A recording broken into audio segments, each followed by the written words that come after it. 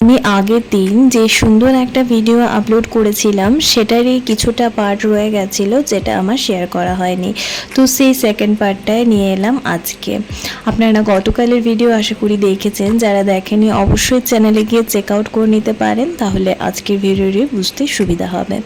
যাই হোক, good morning everyone, welcome back to my channel Shobhani's world. আমাদের যে গীতাপাঠের আয়োজন করা হয়েছিল, সেই গীতাপাঠের প্রথম দিনে যে কলস যাত্রা শুরু হয়েছিল, সেই কলস যাত্রার পূর্বে একটা পুজো সম্পন্ন হয়েছিল। তো সেই পুজোরই কিছু মুহূর্ত আমি আপনাদের সাথে শেয়ার করছি। এই পুজোটা হচ্ছে আমাদের গ্রামের প্রাইমারি স্কুলে। তো সেখানে ঠাকুর পাতা হয়েছিল আর সেখানেই ঠাকুরের পুজো সম্পন্ন হচ্ছিল। এখানে পুজো সম্পূর্ণ হয়ে যাওয়ার পর সবাই মিলে একসাথে কলস যাত্রা শুরু করা হয়েছিল। তো সেটারই কিছু মুহূর্ত আমি আপনাদের সাথে শেয়ার করলাম। পুরো ভিডিওটা কন্টিনিউ করুন, আশা করি ভালো লাগবে।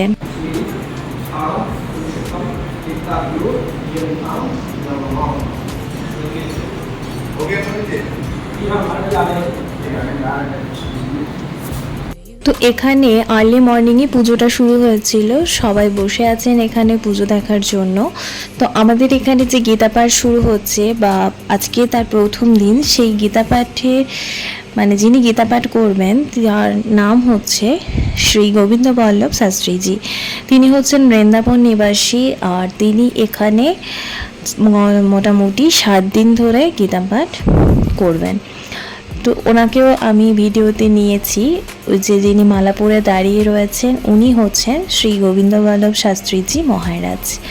তো যাই হোক, এখন পুজো সম্পূর্ণ হচ্ছে, আর এখন ওই ভগবদ গীতাকে নিয়েই কলস যাত্রা শুরু করা হবে।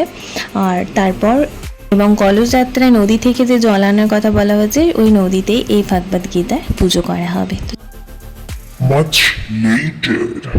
আচ্ছা, তো কলস যাত্রার যে মুহূর্ত শেয়ার করেছিলাম সেটা তো আমি আগের ভ্লগেই শেয়ার করেছি। তার যে পুজোর ভিডিও সেটা আমি আজকে শেয়ার করলাম। ওখানেই তো টিফিন আমাদের কমপ্লিট হয়ে গেছিলো। যারা আগের ভ্লগ দেখেছেন তারা তো সবই জানেন, আর তাই নতুন করে বলছি না।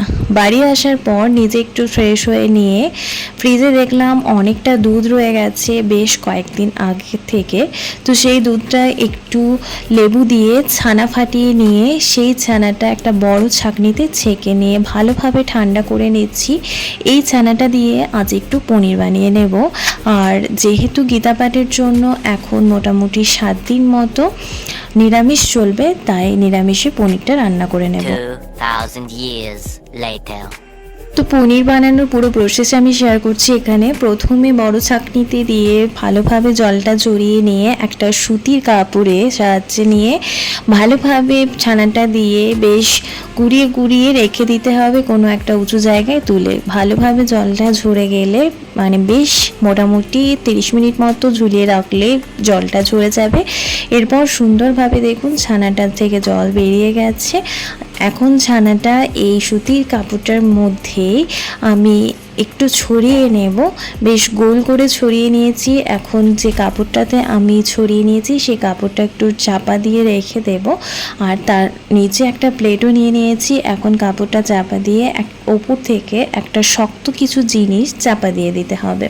আমার কাছে শক্ত জিনিস বলতে রুটি বেলার যে চাকা হয় সেই চাকাটা ছিল। সেই চাকাটা মার্বেল পাথরের, তো বেশ ভালোই ভারী রয়েছে। তো এই চাকাটাই আমি এখন ঢাকা চাপা দিয়ে রেখে দেব। তো এটা এখন আমি ফ্রিজে স্টোর করে নেব মোটামুটি 7 থেকে 8 ঘন্টা মতো রেখে দিলাম ফ্রিজে। ফ্রিজে কিন্তু সেম অবস্থায় রেখে দিতে হবে, যেমনভাবে ছানাটা রাখা আছে তার ঠিক ওপরটায় এই ভারী জিনিসটা চাপা দিয়ে রেখে দিতে হবে মোটামুটি 7 থেকে 8 ঘন্টা। একটা হোল নাইট রাখতে পারলে ভালো হয়, তবে অত সময় আমার হাতে নেই, 7-8 ঘন্টা রাখলেই চলবে। ওদিকে পনির বানানোর জন্য সমস্ত কিছু রেডি করে সে তো ফ্রিজে স্টোর করলাম। এখন বাজে প্রায় 11:30 মতো।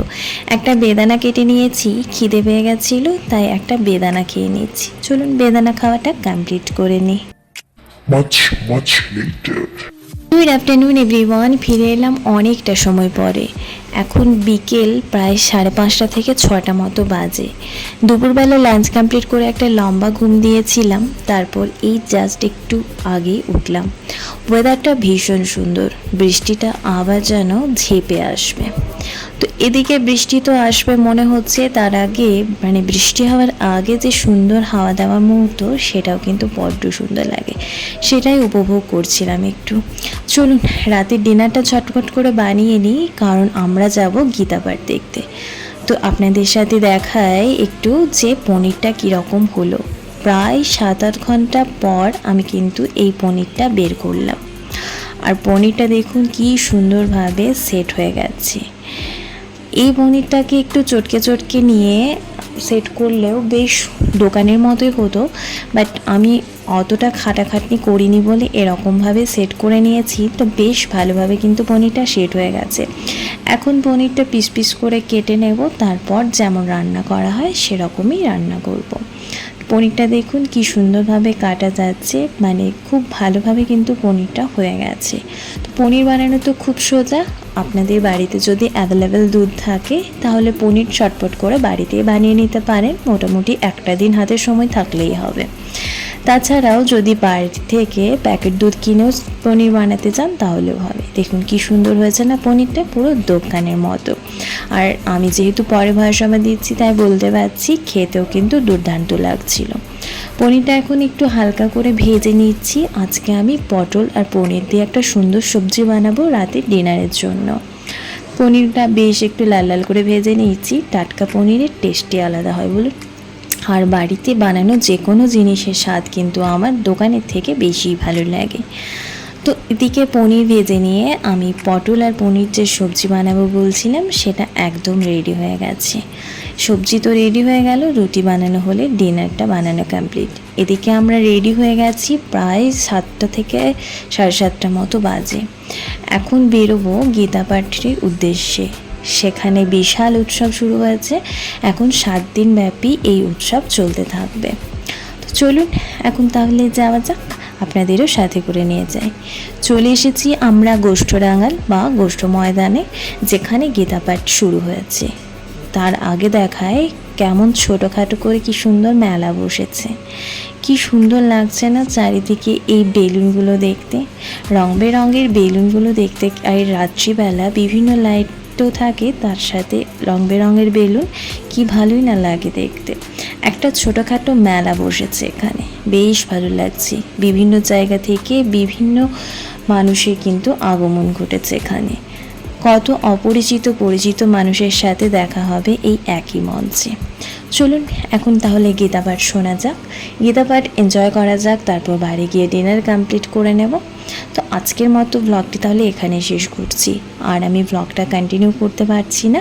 দেখা হচ্ছে খুব তাড়াতাড়ি নতুন একটি ভিডিওর সাথে। সবাই সাথে থাকুন, নতুন সদস্যরা অবশ্যই চ্যানেলটি সাবস্ক্রাইব করে পাশে থাকুন। ধন্যবাদ। दरबार सामने महकता रहे, दरबार सामने तेरा किसने किया श्रृंगार सामने, तेरा किसने किया श्रृंगार सामने, तेरा किसने किया श्रृंगार